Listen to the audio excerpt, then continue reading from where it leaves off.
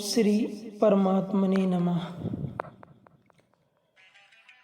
वर्तमान में जीवन की संपूर्ण पुष्टि पृथ्वी पर होती है।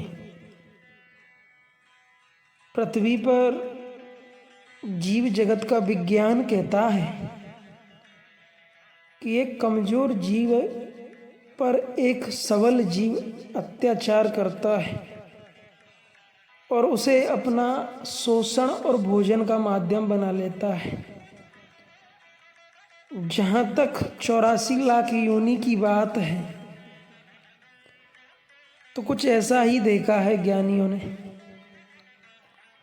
जीव जीव का आहार है, जीव जीव का भोजन है।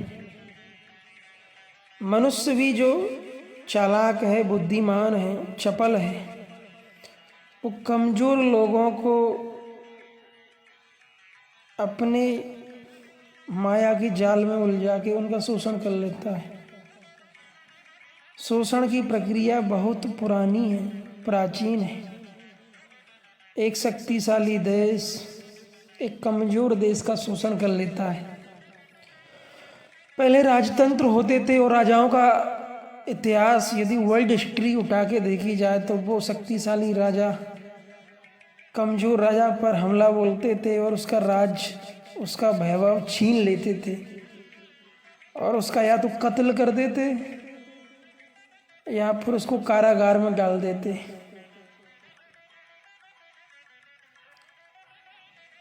तो कहीं ना कहीं मनुष्य की वृत्तियों में ये महावृत्ति है शासन करने वाली, और व्यक्ति में शासन करने की प्रबल इच्छा शक्ति होती है।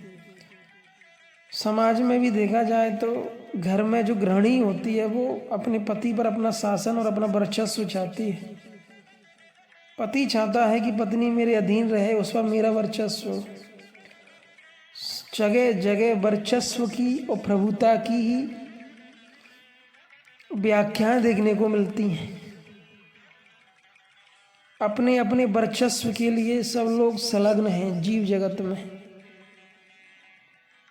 कोई चाहता है कि परिवार में मेरा वर्चस्व हो, कोई चाहता है कि जिले पर मेरा वर्चस्व हो, प्रदेश पर, देश पर, कोई वर्ल्ड पर अपना वर्चस्व चाहता है। विश्व स्तर की लड़ाइयाँ हुई और जिन्होंने विश्व विजय प्राप्त की उन्होंने वर्चस्व की ही,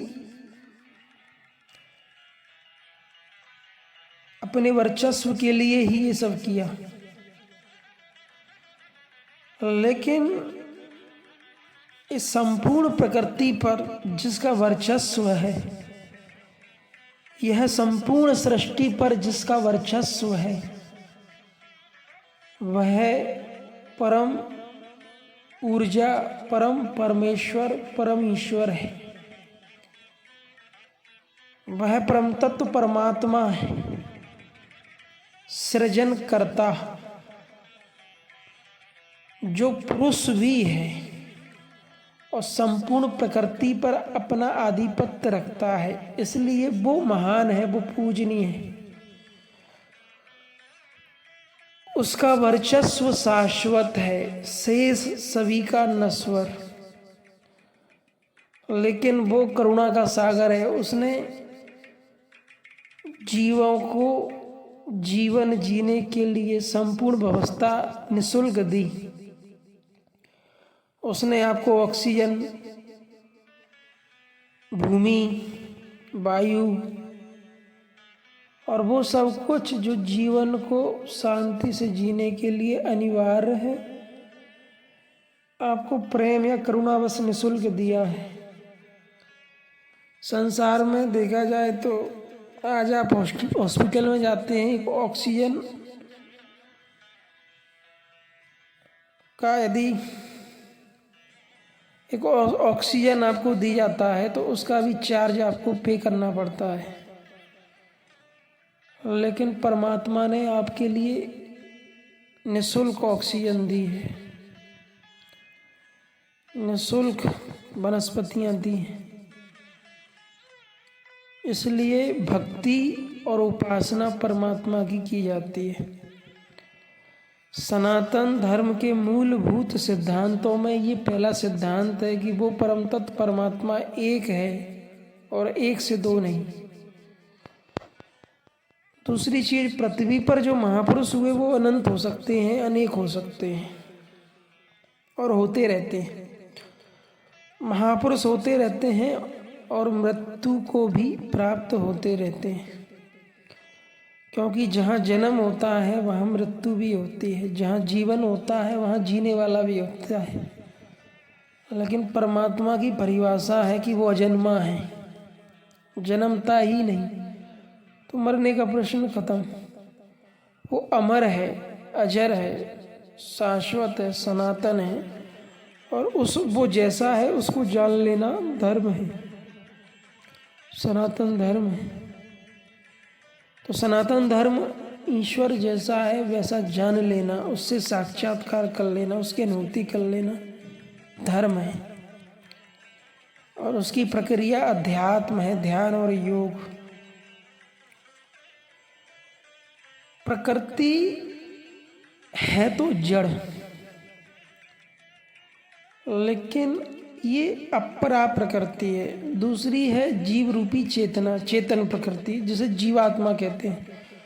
तो ये दोनों जो प्रकृति हैं, जड़ और चेतन, उसी के सहयोग से पृथ्वी, शैवाल, वनस्पति, जीव जगत, स्थावर जंगम, प्लैनेट्स, ग्रह, उपग्रह, सृष्टि, गैलेक्सी, यूनिवर्स वगैरह वगैरह सब एक्टिव और सक्रिय हैं। और इन प्रकृतियों को संचालित करने वाली जो शक्ति है उसको ज्ञानियों ने परमात्मा या ईश्वर कहा। सर्वत्र व्याप्त, सर्वत्र, कण कण में, जर जर में, अरूप अनाम। इसलिए अध्यात्म जो है वो हमारे मन को पवित्र बनाए रखता है, निर्मल, निष्पाप। मन की शुद्धिकरण या चित्त का शुद्धिकरण ध्यान, साधना, संयम से होता है। अध्यात्म सहज जीवन है, जो जीवन है उसको सहजता से शांति पूर्वक जीना, किसी बहाम जीव से राग द्वेष न करना, प्रशांति के साथ जीवन को जीना। जीवन को शांति और ध्यान पूर्वक जीना अध्यात्म सिखाता है। पृथ्वी पर मनुष्य कहीं भी जन्मा हो, यदि वो सत्य की खोज में साधना करता है तो सनातनी है।